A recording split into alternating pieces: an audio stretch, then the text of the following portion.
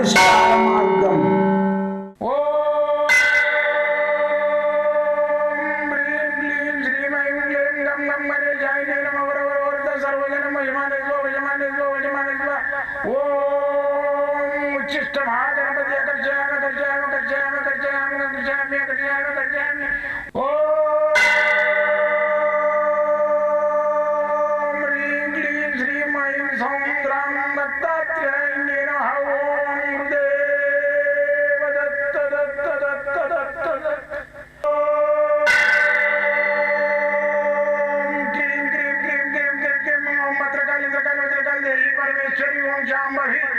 सर्वजन मोचमाने स्वजमाने स्वजमाने स्वम मुद्रकाली मुद्रकाली मुद्रकाली देवी परमेश्वरी ओम शांभवी अकर्षयामि अकर्षयामि अकर्षयामि अकर्षयामि अकर्षयामि चट चट चट चट चट ज्वाल ज्वाल ज्वाल नरसिंहाय लक्ष्मी नरसिंहाय अकर्षयामि अकर्षयामि अकर्षयामि ओम चट चट चट चट चट चट चट ओम चट चट चट चट चट ओम चट चट चट चट ज्वाल ज्वाल ज्वाल ज्वाल नरसिंहाय लक्ष्मी नरसिंहाय अकर्षयामि अकर्षयामि अकर्षयामि अकर्षयामि अकर्षयामि अकर्षयामि राजाधिराज योगिराज परब्रह्म सद्गुरु सच्चिदानंद साईनाथ महाराज ओम गुरुदेव दत्त दत्त दत्त दत्त दत्त ओम मातृदेवो भव ओम पितृदेवो भव ओम आचार्य देवो भव ओम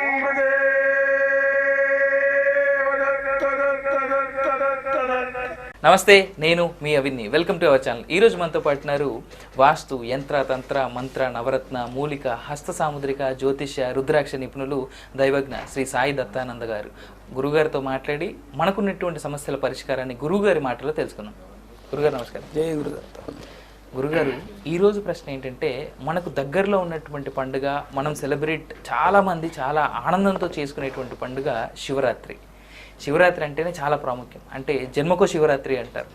అలాంటి జన్మకో శివరాత్రి నాడు శివుణ్ణి ఏ రకంగా ఆరాధిస్తే మనకు లక్ష్మీదేవి, అంటే చాలామంది అడిగేటువంటి మెయిన్, చాలామంది ఫేస్ చేస్తున్నటువంటి ప్రాబ్లం డబ్బుతోనే.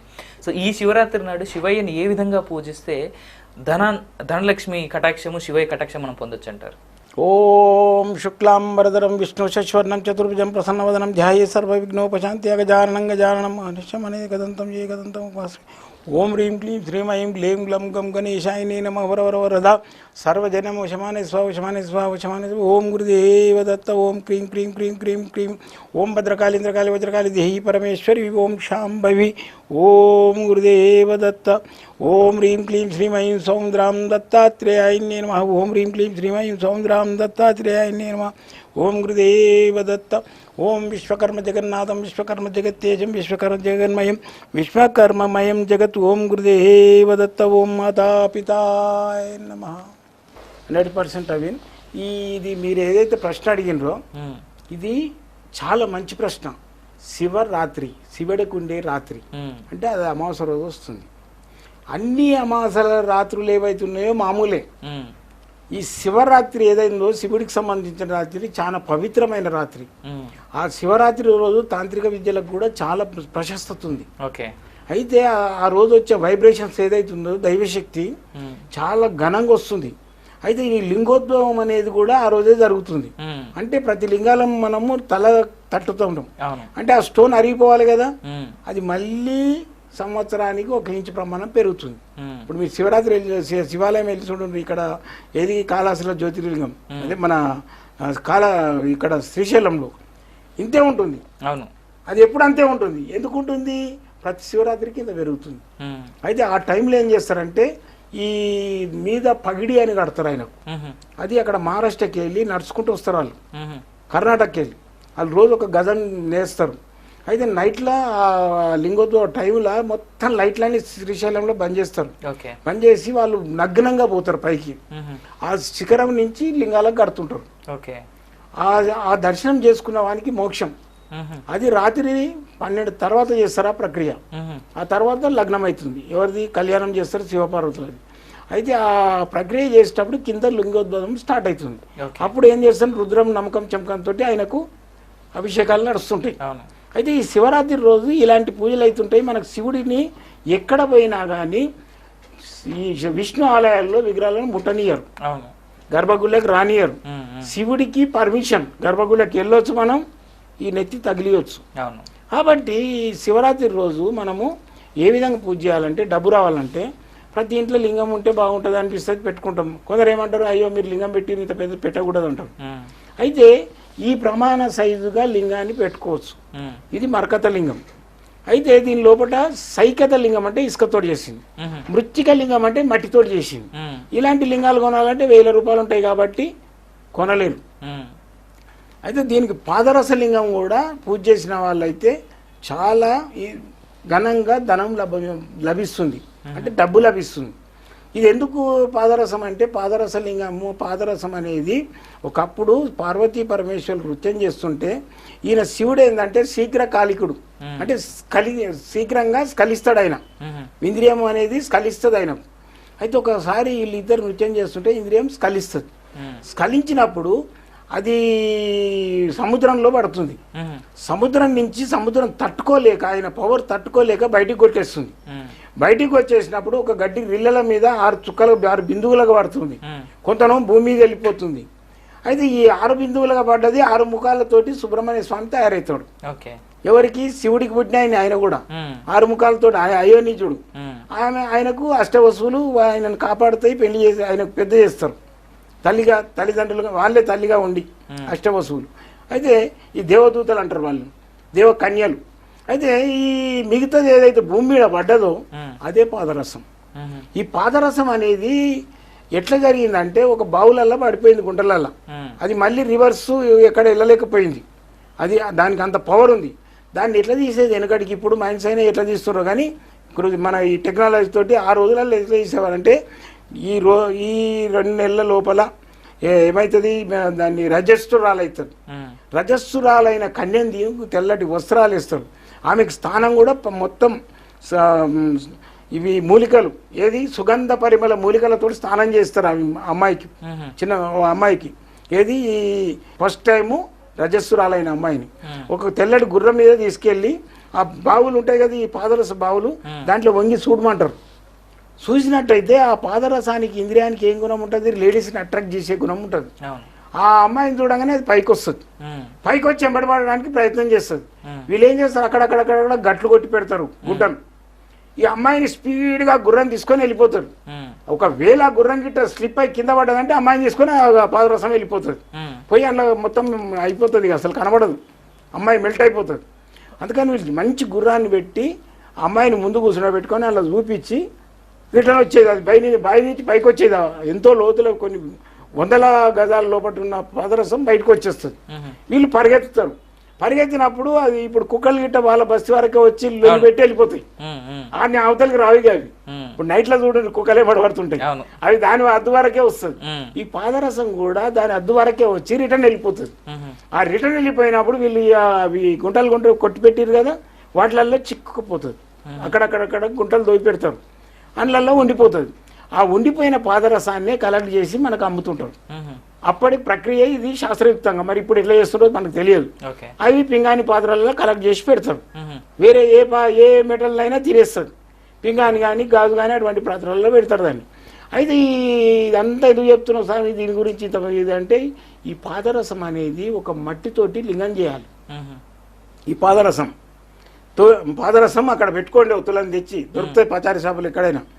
ఇది శివరాత్రి కంటే ముందు చేసుకోండి, ఓ రోజు ముందు తయారు చేసుకోండి. ఏం చేయాలి, తులం పాదరసం తెచ్చుకోండి, 100 రూపాయలు ఎంతో ఉంటుంది. మట్టి తీసుకురండి, పుట్ట మట్టి. మళ్ళీ వచ్చేసి మీకు ఇక అక్కడక్కడ చెరువుల గట్ల దగ్గర అక్కడక్కడ రాగడి మట్టి ఉంటుంది, నల్ల మట్టి. ఆ మట్టి తీసుకొచ్చి దాన్ని బాగా పిసకండి. దాంట్లో పిసకటప్పుడు ఏం చేయాలంటే బిల్వ పత్రాన్ని దంచాలి, కొన్ని నీళ్ళు పోసి దంచాలి, కొన్ని మామూలుగా పోయి దంచి దాని రసం అనేది దాని లోపల పిండాలి. దేని లోపల, ఈ మట్టి లోపల పిండేసి బాగా పిసకండి. పిసికేసి ఇలా ఒక లింగాన్ని తయారు చేయండి. దీనికి పానవట్టం చేయండి. పానవట్టం అంటే కింద ఉండే బేస్, ఆ బేస్ ఇట్లా నీళ్ళు వస్తున్నట్టు తయారు చేసుకోండి. చేసుకొని ఇది మట్టే కదా, మెత్తగా ఉంది కదా, మీరు అప్పుడే పిసికింది కదా, ఇలా ఏలు పెట్టి దొబ్బండి. ఇది గుంట అవుతుంది, లోపలికి రంధ్రం అవుతుంది. పెట్టి ఈ పానవట్టాన్ని దీనికి అంటించండి. అంటించేసి ఈ రంధ్రం లోపల పాదరసం పోయండి. పాదరసం పోసేసి క్లోజ్ చేయండి అదే మట్టితోటి. చేసేసి లింగం తయారైంది. ఇప్పుడు ఈ లింగాన్ని ఒక దగ్గర పెట్టుకోండి. ఉమ్, శివరాత్రి కంటే ఒక రోజు ముందు చేసుకున్నారు. అయితే ఇది ఆరిపోతుంది. ఆరిపోయిన తర్వాత దీనికి చిన్నగా తేనె విభూతి కలిపి రాయండి. ఉమ్, రాసేసి ఒక పీట మీద పెట్టండి, బిల్వపత్రాలు వేసి ఉమ్, పెట్టి మీరు ఉపాసం ఉన్నారు కదా, గుడికి పోయి రాండి, బిల్వపత్రాలు తెచ్చి పెట్టుకోండి. అక్కడ గుళ్ళె కూడా బిల్వపత్రాలు పెట్టండి. ఏ బోర్లుగా ఉన్న బిల్వపత్రాన్ని తెచ్చుకోండి. దాని మీద శ్రీం అని రాయండి. రాసి ఇంట్లో గల్లపీటలు పెట్టినట్టయితే ధనం వస్తుంది, లక్ష్మి వస్తుంది. ఎల్లెకంలో ఉన్న దాంట్లో పవర్ ఉండదు. బోర్లుగా పెట్టిన వాటిని తెచ్చుకోండి అక్కడి నుంచి, ఓకే. శివుడి లింగం పై నుంచి. సరే, అది అయిపోయింది. ఈ లింగాన్ని పెట్టుకోరు కదా, తెల్లారి శివరాత్రి స్టార్ట్ అయింది. పొద్దున్నే లేవండి, కాలకృతాలు తీసుకోండి, స్నానం చేయండి, రుద్రాక్షలు ఉంటే మెడకి వేసుకోండి, విభూతి ధరించి ఆ లింగాన్ని ముందు పెట్టుకోండి.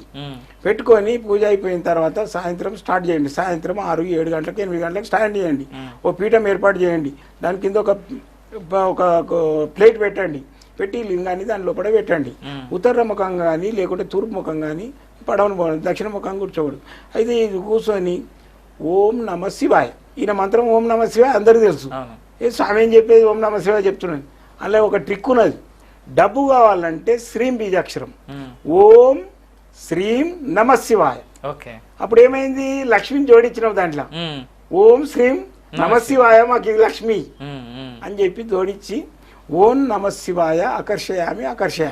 ఆకర్షయామి అంటే మాకు ఆకర్షించబడాలి. ఇది తెల్లారేంత వరకు చేయండి.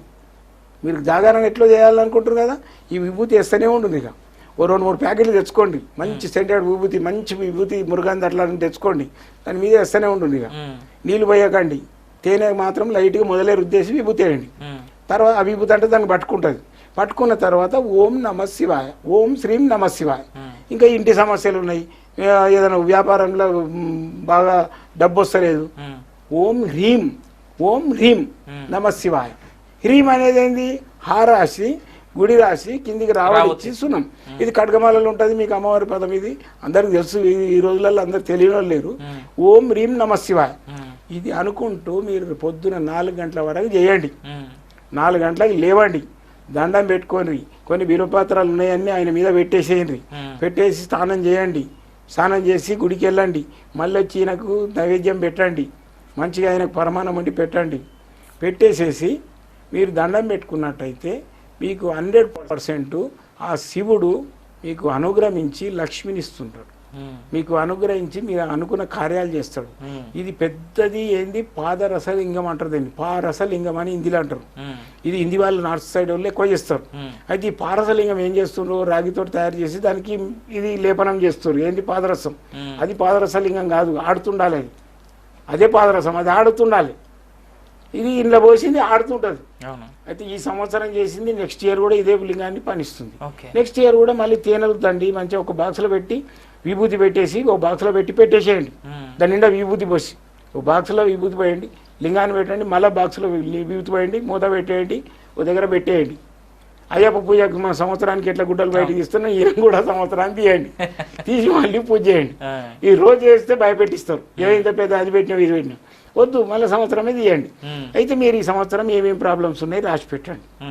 మీకు ఎంతవరకు చేంజ్ అయినాయి, ఇంకా కిందికి వచ్చినాయా, డెవలప్మెంట్ అయిందా చూసుకోండి. 100% డెవలప్మెంట్ ఉంటుంది. కాబట్టి ఈ ప్రక్రియ చేయండి. శివుడి యొక్క ఆశీర్వాదంతో, శివుడు ఐశ్వర్యేశ్వరుడు, ఐశ్వర్యం ఇచ్చే ఈశ్వరుడు ఆయన. ఓసారి ఏమైందంటే లక్ష్మీదేవికి బర్త్డే, ఆమె పుట్టినరోజుకు పార్వతికి కొన్ని కానుకలుగా ముత్యాలు, పగడాలు, డైమండ్స్, బంగారము అన్నీ పంపిస్తుంది. ఆమె దగ్గర ఉందని ఇది తీసుకొని వస్తే, ఏం స్వామి అని పంపించిందంటే, అయ్యో ఆమె కానుక పంపించి తీసుకోను, మరి ప్రతిఫలంగా ఏదన్నా ఇచ్చి పంపి ఉండడు. నా దగ్గర ఏముంది, రాగి సొమ్ములు, నీ దగ్గర పాములు, ఏం పంపిస్తాం స్వామి. లేదు అట్లా కాదు, నేను ఈ రుద్రాక్ష ఇస్తున్నా, దీన్ని పంపించేసాను. దీనికి సరిపడా నాకు ప్రతిఫలంగా నీ బర్త్డేకి సంతోషంగా మళ్ళీ నాకు ధనాన్ని పంపి, అది నీ వెండి బంగారం ఏదేది ఉందో పంపి అని చెప్పేసి ఆ దూతతో చెప్పి పంపి అంటాడు. వాళ్ళు తీసుకుపోతారు. అమ్మ ఆమె తీసుకుంది, కానీ ఈ రుద్రాక్ష మళ్ళీ కానుక ఇచ్చింది మీకు. ఈ రుద్రాక్షను అంట తరాదు లేసేసి దీని ఎత్తు కొంచెం బంగారం ఇమ్మన్నది. అయ్యో దాని ఏముంది, కొంచెం ఏముంది కదా, 2 గ్రాములు కూడా ఉండదు ఇవాట అని చెప్పి అని లేస్తుంది. రుద్రాక్ష ఇక్కడ వేస్తే అది వేస్తుంది, ఆ డియ్యమని మీది పోతుంది. అరే ఇదేంది రుద్రాక్ష, ఇది చిన్నగా 2 గ్రాములే ఉంది, ఇది ఎక్కడో వెళ్ళిపోయింది తులం వేస్తే.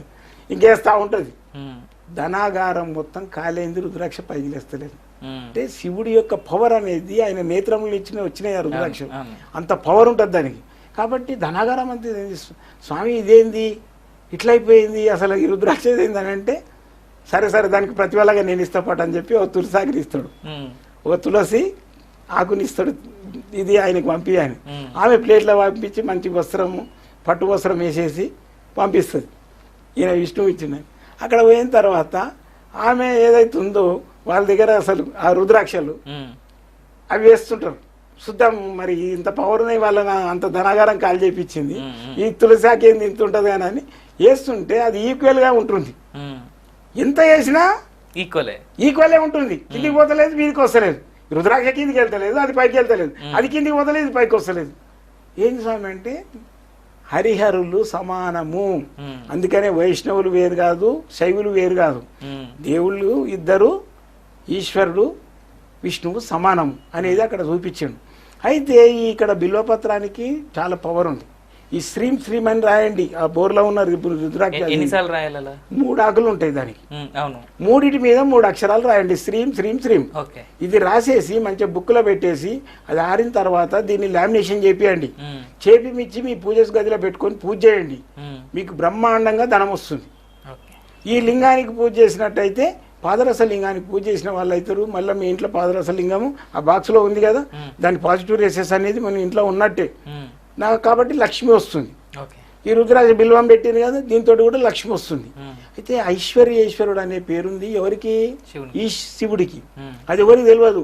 ఏ శివుడి దగ్గర పూజ చేస్తే విభూతి 2 రుద్రాక్షలు అట్లా కాదు. విష్ణువు కంటే శివుడు గొప్ప, శివుడి కంటే విష్ణువు గొప్ప. కాబట్టి ఇప్పుడు మనము కాశీకి వెళ్ళినప్పుడు ఆడ అన్నపూర్ణాదేవి టెంపుల్ ఉంటుంది. ఇంత పెద్ద శ్రీయంత్రాలు ఉంటాయి, వాటికి మేరువులు, వాటికి మనతోటి స్వయంగా కూర్చొని పూజ చేపిస్తారు కుంకుమార్చన. అయితే ఐశ్వర్యం రావాలని చెప్పేసి అక్కడ శ్రీయంత్రాలు పెట్టిండు అప్పుడు వ్యాసుడు ఆ టైంలో. అయితే ఈ ఐశ్వర్యేశ్వరుడు అనే లింగం కూడా ఉంటుంది అక్కడ. అది కొంచెం కిందికి దిగాలి. ఆ కిందికి దిగినప్పుడు ఉంటుంది, దాని మీద ఈ పైన ఉంది కదా ఇది శివుడిది, ఇక్కడ శ్రీయంత్రం ఉంటుంది. అది ఈసారి ఎవరు వెళ్ళినా పోయి చూడండి. అయితే స్వామి మేమేలా పోతాం, ముసలోళ్ళు పోయేది కదా కాశీ అంటారు. కాశీ ముసలోళ్ళు పోయేది కాదండి, కర్మభూమి. మీరు ఏ ఏజ్లో పోయింది అనుకో, మీ కర్మలని దూరం అయిపోయి ధనకనక వస్తువులతో తులతూగుతారు. కాశీ అంటే అంత బ్రహ్మాండమైంది. అక్కడ ఐశ్వర్యాన్ని ఇచ్చేదే కాశీ. ఐశ్వర్యేశ్వరుడు ఉన్నాడు, అన్నపూర్ణాదేవి ఉంది. వాళ్ళ అనుగ్రహం వచ్చిందంటే నువ్వు కోట్లకి వెళ్ళిపోతావు. కాశీ దర్శనం చేయండి. లేదు స్వామి మా ఇంట్లో ముసలోళ్ళు పోవాలంటే మా అమ్మ నాయనని పంపించడం, మా తాతమ్మని పంపించడం, అది కాదురా నాయన, మీరు పోండి, పోయి దర్శనం చేసుకోండి. ఐశ్వర్యేశ్వరుని చేయి మీద అక్కడ ముట్టనిస్తారు. మనది అన్నపూర్ణాదేవి లోపల అక్కడ నేను పోయినప్పుడు అన్నదానం లేదు. ఒక ఆయన రామారావు అని మన తెలుగు అతనే డాక్టర్, ఆయన కూర్చొని అన్నదానాలు ఎట్లా అని ఇంత పూరీలు చేసి పంచిపెట్టేది. ఆయన స్టార్ట్ చేసింది ఈ రోజులల్లో అక్కడ అన్నము కాదు, అందులో ఎన్ని రకాల పదార్థాలు ఉంటాయో మనకే తెలియదు. అంత డెవలప్ అయిపోయింది అది. అన్నపూర్ణ దేవాలయంలో ఇవాళ అన్నదానాలు అవుతున్నాయి. అది మన తెలుగు వాళ్ళు చేశారు. ఇవాళ తెలుగు వాళ్ళు మొత్తం 50% ఉంటారు కాశీ లోపల. ప్రతి ఇంట్లో అన్నదానం జరుగుతుంటుంది ఫ్రీగా. అటువంటి కాశీని దర్శించుకోండి, ఐశ్వర్యేశ్వరుని పూజ చేయండి. కాబట్టి మీకు ఈ ఐశ్వర్యం కలగాలంటే శివరాత్రి నాడు అలాంటి ప్రక్రియ చేయండి. జై గురుదేవదత్త. ఓం నమ శివాయ. థ్యాంక్ యూ గురుగారు. అది శివుని ఆ రకంగా పూజించినట్టయితే అన్ని రకాల సిద్ధి జరుగుతుందని, అలాగే ఐశ్వర్యం సిద్ధిస్తుందని గురుగారు చెప్తున్నారు. ఆ ప్రాసెస్ చేయండి. హ్యాపీగా శివరాత్రిని ప్రశాంతంగా జరుపుకొని గురుగారు చెప్పినట్టుగా ఆ పాదరస లింగాన్ని తయారు చేసుకుని అలా పూజించినట్టయితే అన్ని రకాల ఐశ్వర్యం మీ అందరికీ దక్కాలని మనస్ఫూర్తిగా కోరుకుంటున్నాం. చివరిగా ఒక మాట, ఈ వీడియో కింద వచ్చినటువంటి top 5 comments with your own problems, me problems ఏవైతే ఉంటాయో ఆ టాప్ 5 కామెంట్స్ తీసుకొని రానున్న వీడియోలో దానికి పరిష్కార మార్గాలు గురుగారి మాటలో విందాం. Thank you so much for watching ఆ ఛానల్. నేను అవిని సైనింగ్ ఆఫ్.